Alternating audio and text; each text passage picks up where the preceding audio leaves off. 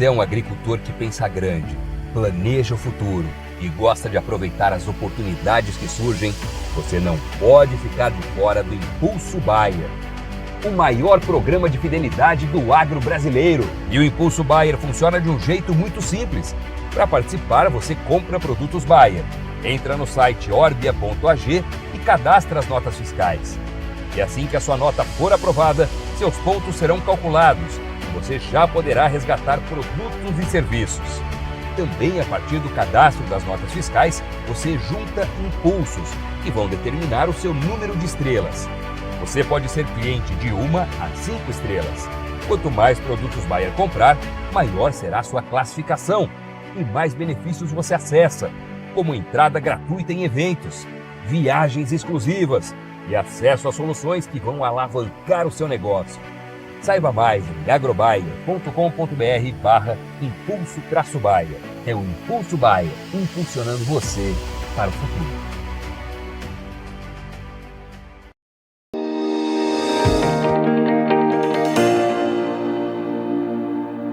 Olá, boa tarde a você, conectado conosco aqui pelo Notícias Agrícolas. Está começando mais um boletim de mercado, olhando para o que está acontecendo com o mercado do boi. Essa semana os negócios parecem um pouco mais comedidos aí, principalmente quando a gente olha aí a evolução dos preços. A gente veio de um setembro com altas bastante significativas aí para arroba e toda semana tendo uma mudança de patamar de preços, mas daí chegou outubro, o pessoal deu uma desanimada, o mercado deu uma esfriada e o que a gente percebe é que aparentemente, pelo menos nesse momento, a gente tem aí um preço de referência estabilizado. A gente vai perguntar tudo isso para o meu amigo Fernando Henrique Iglesias, lá da Safras e Mercado. O Fernando está acompanhando de perto aí toda essa evolução do mercado e, de fato, Fernando, a gente percebeu que essa evolução de preços que a gente via nas semanas anteriores já não aconteceu com plena força essa semana, hein, Fernando? O que está mudando aí? Boa tarde a todos que nos acompanham aqui no Notícias Agrícolas. O que a gente percebe no comecinho da semana, até semana passada também, né? Nós chegamos a ter negócios acontecendo aí a R$245 por arroba em São Paulo. Chegou nesse patamar, né? Tivemos negociações nesse nível. E agora o mercado realmente, os frigoríficos em São Paulo, alguns deles, né? Principalmente aqueles habilitados a exportar para a China, conseguiram uma frente um pouquinho mais confortável de suas escalas. E agora o mercado tem se acomodado aí entre R$235, R$240 por arroba, sem muita força para ir além disso por enquanto. Então, basicamente, chegamos ali vamos dizer assim, num ponto ali de mercado travou durante ontem e hoje também com negociações mantendo esse padrão aí entre 235 a 240. Tudo isso porque houve a percepção de aumento de escala. O que tem aí em termos de escalas para São Paulo? Bom, estamos trabalhando em média aí entre 7 e 8 dias úteis, alguns frigoríficos um pouquinho mais folgados, vão além disso, outros um pouquinho mais apertados, então vai muito de cada caso, mas na média a gente pode colocar aí 7 a 8 dias úteis para São Paulo, já tem um avanço importante, sendo que a gente trabalhava em setembro, na média das escalas, entre 4 e 5 dias úteis, então houve um avanço nesse período, o que ajuda a entender também por que acomodou, por que o mercado acomodou. E outro aspecto é o seguinte, a escala avançou, mas não a ponto do frigorífico conseguir pressionar o mercado de uma maneira contundente, como nós víamos em agosto, por exemplo. São dois opostos, né? Ele teve que pagar mais para conseguir aumentar a escala, né? Exatamente. Agosto, por exemplo, o frigorífico tinha uma frente muito confortável, tinha muita tranquilidade na aquisição de boiadas, chegou a trabalhar aí, em alguns casos, para até 15 dias úteis. Então, estava uma posição bastante confortável. Isso mudou completamente agora em setembro. Agora, outubro deu uma alongada realmente nessas escalas de abate, mas não a ponto da situação ficar muito confortável, como aconteceu em agosto. Muito bem. Só que essa semana tem um feriado aí, Fernando. Amanhã, 12 de outubro, a gente tem o feriado que impede as negociações, os frigoríficos não conseguem comprar, os produtores pecuaristas preferem deixar para lá também esse negócio de venda para curtir o feriado. O que a gente pode esperar ou qual é a influência desse feriado nas negociações? Qual que é a sua expectativa? Bom, realmente o feriado tende a quebrar o ritmo dos negócios, pode apertar de novo a situação das escalas. Então esse vai ser um termômetro muito importante para o mercado. Se os frigoríficos chegarem na segunda-feira e retornarem ao mercado com apetite de compra, com a maior necessidade de adquirir boiadas, aí o mercado pode ter fôlego para subir mais um pouquinho no curto prazo, tá? Então, e se isso não acontecer, se o frigorífico conseguir manter essa frente aí de 7, 8 dias, o mais provável é que realmente o mercado ande um pouquinho de lado. Então, acompanhar isso, entender esse comportamento das indústrias vai ser fundamental para essa formação de preço agora no curto prazo. Recuar, por enquanto, fora da expectativa, né? O recuo de preço aí, né? Pode acontecer uma ou outra tentativa de compra abaixo da referência média, mas não devemos ter movimentos agressivos, tá? Né? Os fatores de demanda estão aí, estamos no período de maior consumo do ano, o último trimestre. A demanda interna vai chegando ao seu ápice, nós temos ali criação de postos temporários de emprego, temos a entrada das bonificações de final de ano, incluindo o 13º salário. Então é um período em que a economia tradicionalmente, tipicamente, ela está mais aquecida e isso vai permitir ali vai oferecer suporte aos preços. Para as exportações não tem muito segredo no que está acontecendo no mercado internacional. O Brasil segue vendendo bons volumes de carne bovina, volume não é um problema, o problema de 2023 é preço. Os preços praticados ali, os preços pagos pela carne bovina no mercado internacional são efetivamente menores quando nós comparamos ao ano passado. Esse fenômeno não se abate apenas sobre o Brasil, a gente vê um movimento parecido na Argentina, no Uruguai, nos grandes exportadores de carne bovina também sentem essa queda dos preços da carne bovina no mercado internacional. A China pode surpreender de alguma forma, Fernando, nessa reta final aí do ano, em termos de compra, aceleração de compra, aumento de volume? Bom, a situação econômica na China não é simples, só para contextualizar quem está aqui nos acompanhando, né? As grandes economias do mundo, as economias maduras, Estados Unidos, União Europeia, Austrália, estão em um ciclo de alta da sua taxa básica de juros para controlar a inflação. Estão mantendo os juros mais altos na tentativa ali de segurar as expectativas de preço. A política monetária vai oferecendo juros mais altos justamente para tentar segurar essas questões que envolvem a inflação. A China não, o desafio chinês é diferente, ela precisa reaquecer sua atividade econômica, em especial o setor imobiliário, para conseguir melhorar os seus indicadores econômicos. Então, basicamente, o setor imobiliário estagnou na China e a China agora está cortando juros para tentar melhorar a sua situação. Quando ela melhora, reduz os juros, estimula a população ali a investir em imóveis, etc., você também reaquece a sua construção civil. Então, você entra naquele movimento da atividade econômica que a gente chama de ciclo virtuoso. Isso não vai acontecer de uma maneira rápida, na teoria isso acontece mais facilmente do que na prática, e o ônus dessa estratégia que a China tem adotado de corte de juros é a saída de capitais e desvalorização monetária. Nós vemos o yuan aí trabalhando a 7,30 por dólar, isso é muito bom para as exportações chinesas, para a exportação chinesa isso é fantástico, os manufaturados, têxteis, produtos químicos, tudo isso que eletrônicos, componentes eletrônicos, tudo isso que a China exporta muito bem, ficam mais competitivos no mercado internacional. Mas quando se trata de importação, a situação fica mais difícil. E a China, todo mundo sabe, a grande importadora de commodities agrícolas e não agrícolas. Estamos falando aí de minério de ferro, soja, tem comprado grandes volumes de milho brasileiro nessa temporada e as proteínas, carne bovina, de frango e suíno.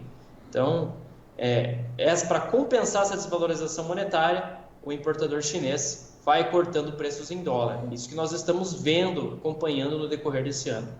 Muito bem. Bom, Fernando, temos então esse feriado que pode direcionar ou dar pelo menos um norte para a gente de onde vai o preço da arroba do boi gordo. A gente tem um mercado futuro que também tá em dúvida, sobre o que faz, sobre o que não faz. Chegou a buscar os 250, daí recuou de novo. Nesse momento, o mercado do boi está trabalhando com leves altos, praticamente estável, aí, sem grandes mudanças em relação ao vencimento anterior. Até o mercado futuro está sem saber o que fazer, Fernando? Esse é um movimento que a gente chama de acumulação de tendência. O mercado está lateralizado, né? O mercado vai trabalhando aí. O contrato outubro, por exemplo, chegou aí a bater a máxima de 244,85, quase 200 chegou a bater 245,75, né, no dia 9/10. Então, os movimentos ali, eles estão monitorando justamente isso. 9/10 foi agora segunda-feira, né? Foi um dia em que havia negócios em São Paulo a 245, agora já não tem mais. Então, o contrato outubro, em especial, ele está buscando esse alinhamento em direção ao físico. Tá? Isso é bastante tradicional, é o spot agora, ele procura esse alinhamento com o mercado físico, até por fins de liquidação. Então, basicamente, o que nós estamos monitorando agora é um mercado também que acompanha essas variáveis todas que a gente citou aqui do mercado físico, e vem esse mercado realmente um pouco mais acomodado, um pouco mais de lado, trabalhando aí hoje entre 235 a 240 reais por arroba, sem ir muito além disso nesse momento. Tá? Então, para altas mais agressivas, vamos supor assim, para superar a barreira dos 250, precisaria realmente de um fato novo. Mas isso não quer dizer que a arroba do boi gordo tem margem para quedas muito agressivas no curto prazo. Bom, ok, entendemos que temos aí um patamar de preços meio que estabelecido. Esse para São Paulo de 235 a 240 reais. É um bom preço? Tira o produtor, o confinador, principalmente do sufoco, Fernando? A questão do custo ele é muito variável, lógico, quando se trata de confinamento, né? Mas uma média para São Paulo que nós estamos trabalhando fica por volta aí de 220 a 225 reais por arroba. Mais ou menos nessa faixa foi o custo para confinar. Então, basicamente, esse 245 está oferecendo uma rentabilidade até interessante para o pecuarista, para o confinador brasileiro. Então, em São Paulo, particularmente, está oferecendo um bom retorno. E lembrando também o seguinte, os custos variam de estado para estado, de acordo com o preço da reposição, de acordo com o preço da nutrição animal no estado ali em que o confinador está trabalhando. Então, tudo isso acaba fazendo diferença na hora de formatar os custos. Mas agora já dá para trabalhar com margens muito mais satisfatórias do que quando nós olhamos lá para agosto. O cenário em agosto era realmente desolador. Com risco de prejuízo, inclusive, né? Exatamente.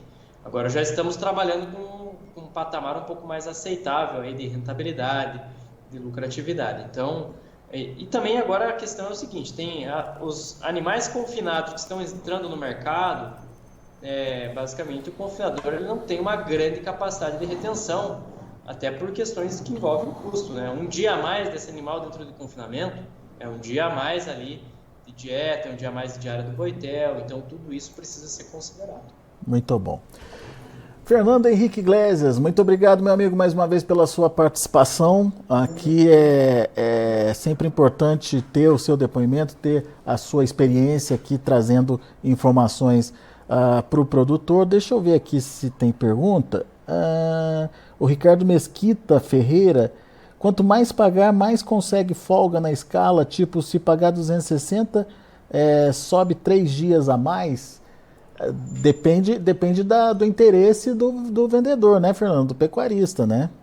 Exatamente, vai depender muito a questão é o seguinte, lógico, se a indústria pagar mais, existe uma propensão de você conseguir alongar essa escala. Se a indústria começa a oferecer preços cada vez mais altos, existe uma perspectiva assim dela conseguir comprar, adquirir mais boiadas.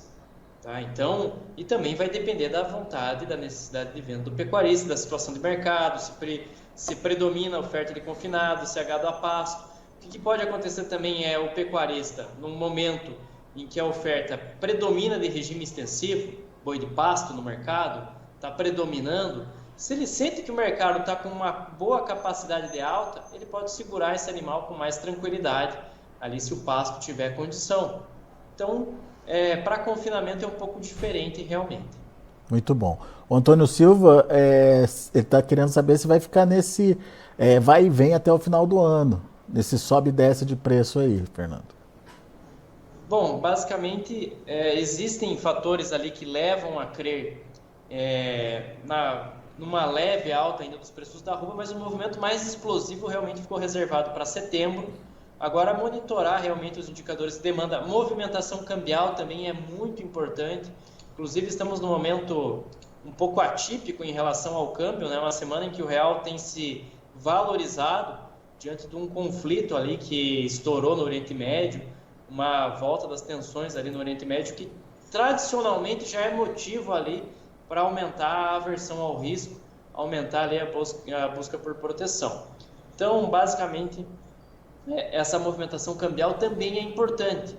Tá? Um câmbio de 5,20, como nós chegamos a ver no decorrer dos últimos dias, é muito mais interessante para o exportador que esse câmbio que nós temos hoje de 5,05. Muito bem.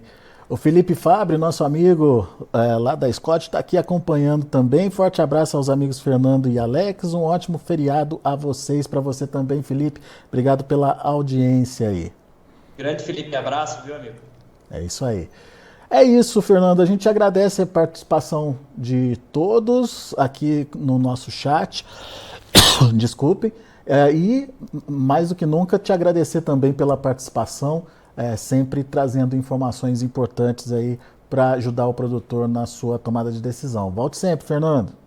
É sempre um prazer participar aqui no Notícias Agrícolas. Um grande abraço a todos e um excelente feriado. Até a próxima. É isso aí.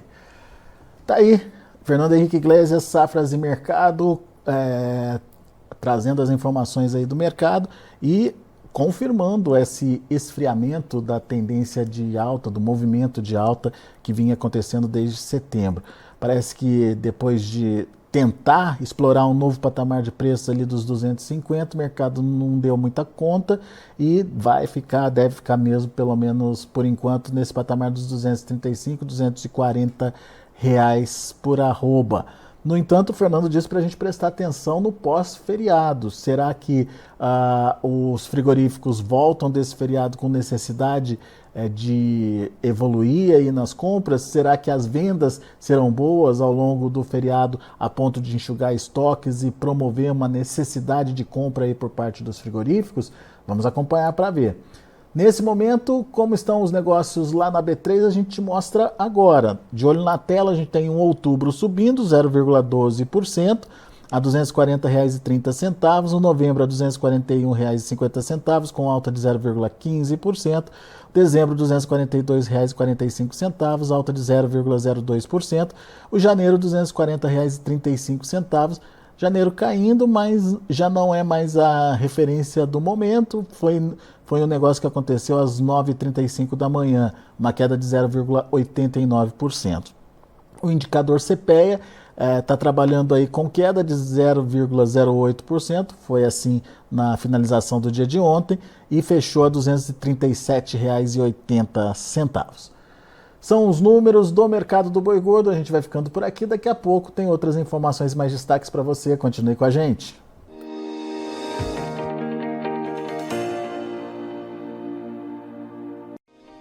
Se inscreva em nossas mídias sociais. No Facebook, Notícias Agrícolas. No Instagram, @Notícias Agrícolas. E em nosso Twitter, @Norteagri.